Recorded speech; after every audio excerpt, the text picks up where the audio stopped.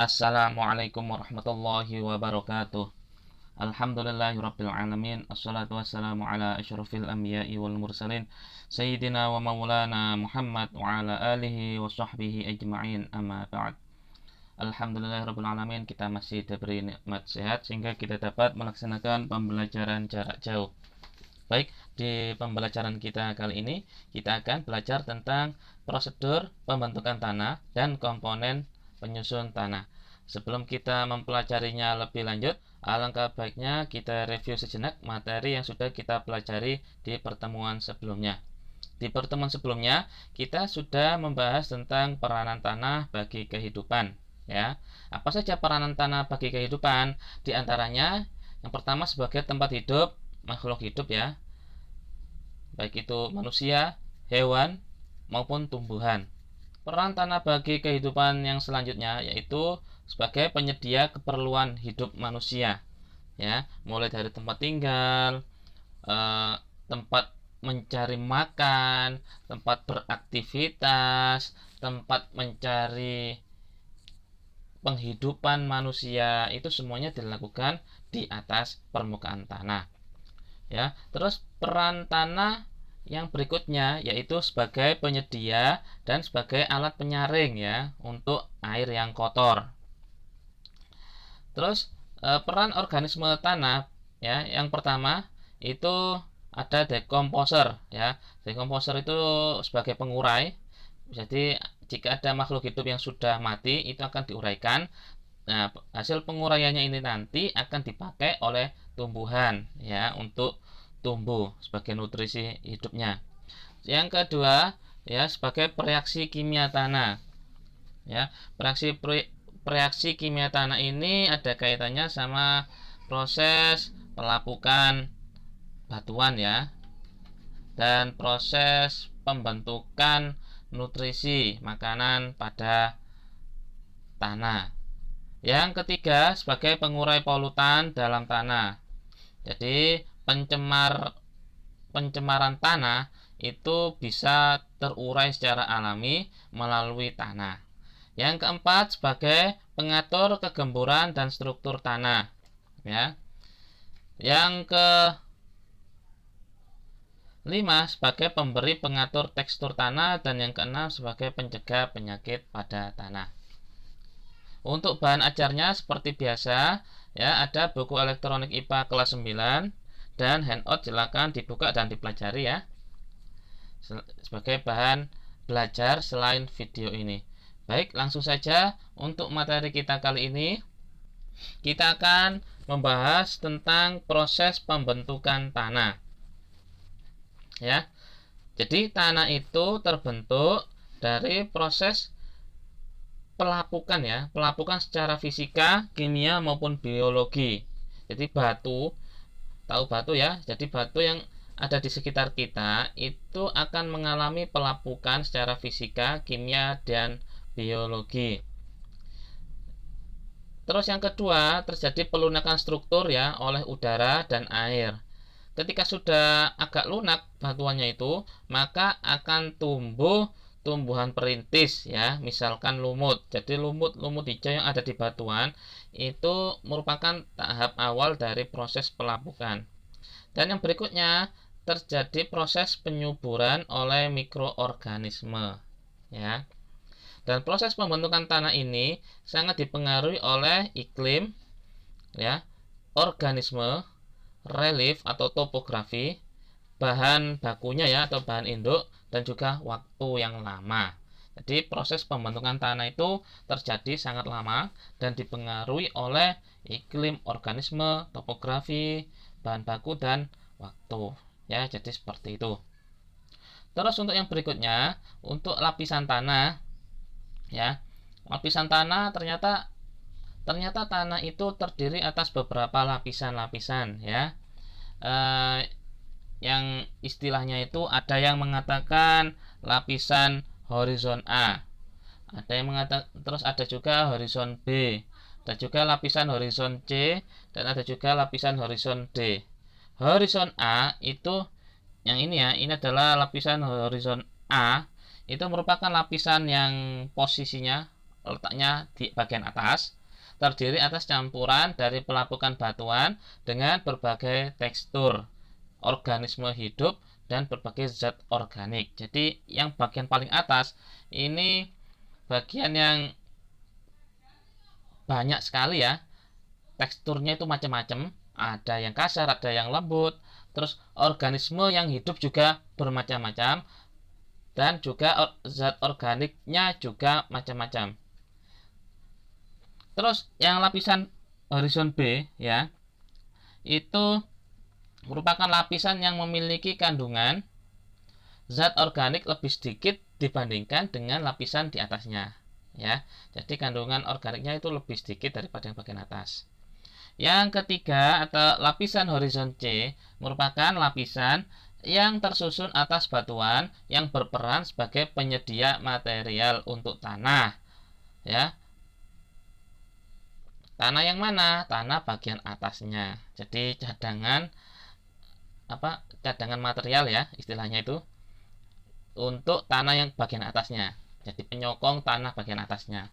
Dan yang terakhir atau horizon D itu merupakan lapisan tanah yang tersusun atas bebatuan yang padat, agak keras dan sulit mengalami perubahan ya.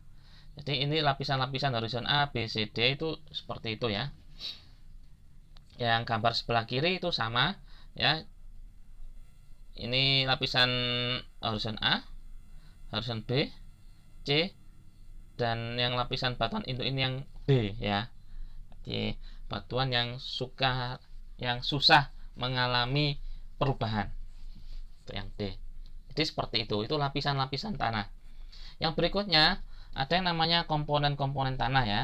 Jadi tanah kita itu tersusun atas komponen-komponen ya, yang terdiri atas batuan, terus ada juga udara, ada juga air, terus ada mineral, terus humus, terus ada juga yang terakhir itu zat organik ya, komponen organik.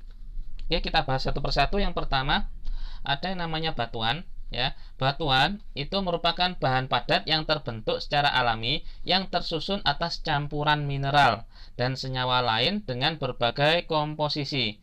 Batuan berasal dari magma gunung berapi yang keluar terus kemudian mendingin dan terjadi pengerasan ya. Jadi berasal dari magma, terus kemudian karena ada faktor cuaca ya, sehingga magmanya ini akan dingin dan mengeras menjadi batu-batu. Oleh karena itu batuan yang ada di gunung, di lereng-lereng gunung itu umumnya besar-besar karena dekat dengan sumber batuan itu. Kalau di daerah hilir yang jauh dari gunung itu nggak begitu besar batuannya karena sudah jauh dari sumbernya, terus kemudian batuannya itu sudah terpecah-pecah karena faktor alam ya maupun karena faktor manusia ya. Jadi seperti itu. Yang berikutnya komponen tanah ada yang namanya udara ya. Meskipun udara itu tampak padat ya, kita menganggapnya sebagai zat padat, tapi sebenarnya pada tanah terdapat rongga yang berisi udara. Rongga udara terdapat di antara butiran-butiran tanah maupun di antara bebatuan. Rongga udara terbentuk oleh aktivitas hewan tanah ya, seperti cacing, lipan, terus serangga maupun aktivitas pertanian oleh manusia ya. Jadi meskipun tanah itu padat ya, sebenarnya di dalam tanah itu terdapat pori-pori juga ya yang memungkinkan udara dapat masuk ke dalam tanah sehingga organisme yang hidup di dalam tanah itu bisa bernafas ya. Pada dasarnya seperti itu. Terus berikutnya ada yang namanya humus ya. Humus itu komponen organik yang dihasilkan dari proses dekomposisi hewan atau tumbuhan yang telah mati, daun yang gugur maupun kotoran hewan oleh bakteri dan jamur ya. Humus ini merupakan tanah subur yang memiliki tekstur gembur dan memiliki banyak pori sehingga memungkinkan terjadi pertukaran udara ya. Ini gambar humus ya yang biasanya dipakai oleh para petani atau pekebun ya, dipakai untuk menanam tanamannya ya. Jadi seperti itu. Terus berikutnya ada yang namanya air ya. Nah, kalau air ini pasti ada di sekitar kita ya. Air sangat diperlukan oleh semua makhluk hidup, baik yang hidup di permukaan tanah maupun di dalam tanah ya. Kelembapan tanah disebabkan oleh adanya air di dalam tanah, sehingga air diserap oleh tumbuhan setelah air menembus tanah ya. Seperti yang sudah kita ketahui bahwasanya di tanah itu kan terdapat banyak pori-pori sehingga memungkinkan air dapat menembus tanah. Ya, selain itu adanya air juga karena air itu diserap oleh tumbuhan. Ya, oleh karena itu, semakin banyak tumbuhan di sekitarmu, maka kemungkinan adanya air di daerahmu itu sangat besar. Bahkan biasanya kalau di sekitarmu itu terdapat pohon-pohon besar, itu biasanya kualitas airnya itu lebih jernih ya daripada daerah yang sedikit tanamannya, ya, tanaman besar terutama atau pohon-pohon besar kayak seperti beringin, bambu. Itu merupakan contoh tanaman atau pohon yang mampu menahan air ya, menjaga suplai air. Yang berikutnya komponen tanah ada yang namanya mineral ya. Mineral ini terdapat di kerak bumi ya, yaitu berupa batuan-batuan ya, dan berupa ion-ion. Ion ini merupakan nutrisi bagi tumbuhan yang biasanya diserap melalui akar. Ada dua jenis ion ya. Ada ion positif, contohnya misalkan kalium atau K+, terus ada kalsium Ca2+, dan magnesium Mg2+. Sedangkan ion negatif itu seperti nitrat atau NO3-, fosfat PO4-, dan sulfat SO4-, ya. Mineral ini itu sangat dibutuhkan oleh proses pertumbuhan pada tumbuhan ya. Jadi seperti itu. Selain itu, mineral juga dibutuhkan oleh manusia ya. Makanya kalian pernah mendengar istilah air mineral. Jadi air yang sudah tercampur dengan mineral yang terlarut di dalam air ya. Ada besi, ada kalsium, ada magnesium, ada zinc, itu semuanya juga dibutuhkan oleh manusia ya untuk proses pertumbuhan. Yang berikutnya ada komponen organik ya. Di dalam tanah juga terdapat komponen organik seperti bakteri, jamur, alga, serangga, dan cacing tanah ya. Organisme tersebut dapat menguraikan bahan-bahan yang berasal dari sisa makhluk hidup sehingga menghasilkan material organik di dalam tanah ya. Berarti ini seperti yang sudah kita bahas tadi, ada cacing, ada serangga, terus ada juga humus ya. Ini tuh humus. Jadi seperti itu. Baik, yang selanjutnya ya, yaitu upaya dalam menjaga kelestarian tanah ya. Jadi semua aktivitas kita, semua aktivitas yang dilakukan oleh manusia itu sebenarnya sangat mudah untuk merusak ya, merusak kelestarian tanah. Oleh karena itu, kita seharusnya dapat menjaganya agar kita dapat memanfaatkan manfaat atau peran tanah bagi kehidupan kita dan bagi ekosistem di sekitar kita ya. Ini beberapa upaya dalam menjaga kelestarian tanah. Yang pertama yaitu pengelolaan tanah menggunakan tanaman penutup tanah ya. Artinya di sini tanah itu harus dilindungi. Tujuannya apa? Tujuannya adalah untuk menjaga tanah dari erosi ya. Jadi saat ada hujan itu air tidak langsung mengenai tanah, akan tetapi dia akan mengenai pohon ya atau tanaman kecil-kecil, terus kemudian baru turun ke tanah ya. Jadi seperti itu. Yang berikutnya, pengelolaan lahan miring untuk mengurangi erosi ya. Di daerah pegunungan ya, itu tanah itu kan konturnya biasanya itu miring ya. Oleh karena itu, pemanfaatan lahan yang miring ini itu biasanya dibuat terasiring ya atau sawah bertingkat. Tujuannya apa? Jelas untuk mengurangi erosi juga karena hujan ya. Berikutnya, upaya menjaga kelestarian tanah yaitu mengurangi penggunaan pupuk kimia. Ya, seperti yang sudah kita ketahui di pembahasan sebelumnya, bahwasanya penggunaan pupuk kimia yang berlebih ya, itu dapat merusak kesuburan tanah. Demikian pula penggunaan pestisida secara berlebih, itu juga nggak baik. Jadi solusinya ya menggunakan pupuk organik dan juga pestisida organik. Yang berikutnya yaitu pengolahan tanah yang tepat untuk pertanian monokultur.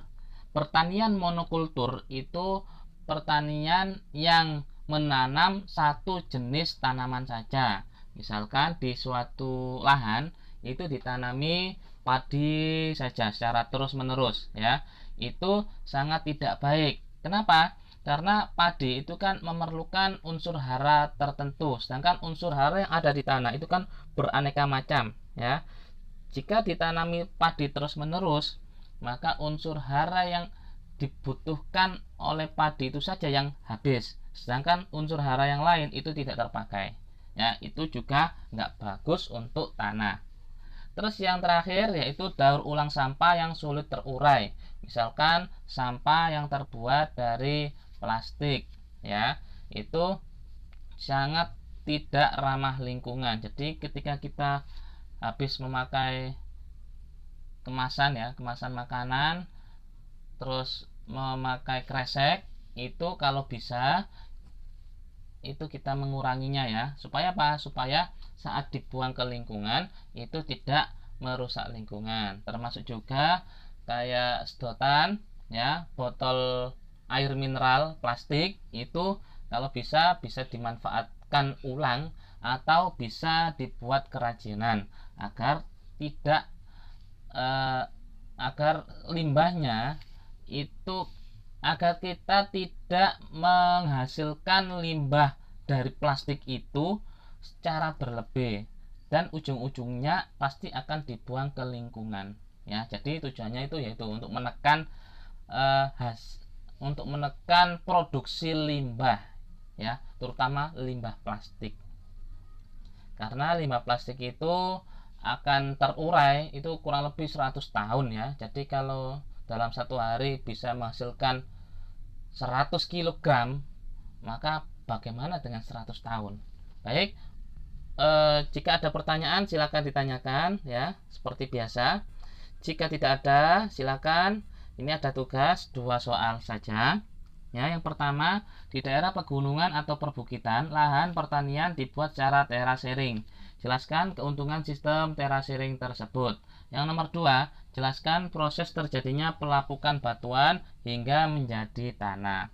Silakan dikerjakan di kertas, kemudian dikumpulkan paling lambat pukul 15.00 waktu Indonesia Barat untuk mendapatkan nilai maksimal.